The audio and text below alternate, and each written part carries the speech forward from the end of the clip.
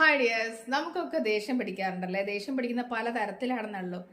ചിലർക്ക് വീട്ടുകാരോടായിരിക്കും, ചിലർക്ക് ഫ്രണ്ട്സിനോടായിരിക്കും, ചിലർക്ക് ജോലി സ്ഥലത്തുള്ളവരോടായിരിക്കും. ഇനി ചിലർക്ക് സ്വന്തം ദേഷ്യം പിടിക്കുന്നതുണ്ടാവും. കാരണം പല തരത്തിലായിരിക്കും. എന്താ പറയാ, സാധനങ്ങൾ എടുത്തെറിഞ്ഞ് നശിപ്പിച്ച്, അതായത് സ്വന്തം പണം കൊണ്ട് വാങ്ങിച്ച് സാധനമൊക്കെ ആയിരിക്കും. പക്ഷെ ദേഷ്യം പിടിക്കുമ്പോൾ എടുത്തെറിഞ്ഞ് നശിപ്പിച്ച് പൊട്ടിച്ചു കഴിഞ്ഞിട്ട് പിന്നെ നമ്മൾ ചിന്തിക്കും, അയ്യോ പൊട്ടിച്ചു പോയല്ലോ. അത് സംഭവം എന്താ വെച്ചാൽ നിയന്ത്രിക്കാൻ പറ്റാത്ത ഒരവസ്ഥ വരുമ്പോൾ വരുന്ന പ്രവർത്തികളായിരിക്കും അല്ലേ.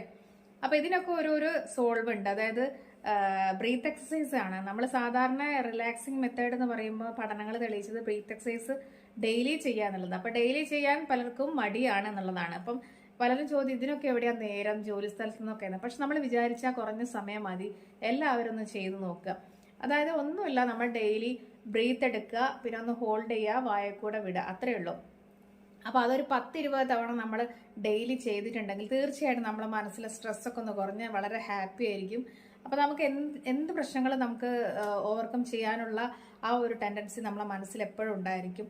എന്തെങ്കിലും ഒരു പ്രശ്നം നമ്മുടെ പിന്നെ വീട്ടിലോ അല്ലെങ്കിൽ ജോലി സ്ഥലത്തോ ഉണ്ടാവുകയാണെങ്കിൽ നമ്മൾ പെട്ടെന്നൊരു ദേഷ്യം പിടിക്കുക, അല്ലെങ്കിൽ ക്ഷമ എന്നുള്ളൊരു സംഗതി നമുക്ക് ഉള്ളിനുള്ളിൽ കുറച്ചൊക്കെ ഉണ്ടാവും. ഈ ഒരു സംഗതി ചെയ്ത് നോക്കുക എല്ലാവരും. കാരണം എനിക്കും എൻ്റെ അനുഭവത്തിൽ, ഞാൻ പൊതുവേ ഇങ്ങനെ വല്ലാതെ ദേഷ്യം പിടിക്കുന്ന ആളല്ല, എന്നാലും നമുക്കൊക്കെ ദേഷ്യം ഉണ്ടാവല്ലോ.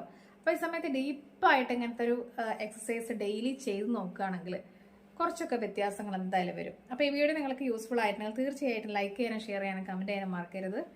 ബൈ.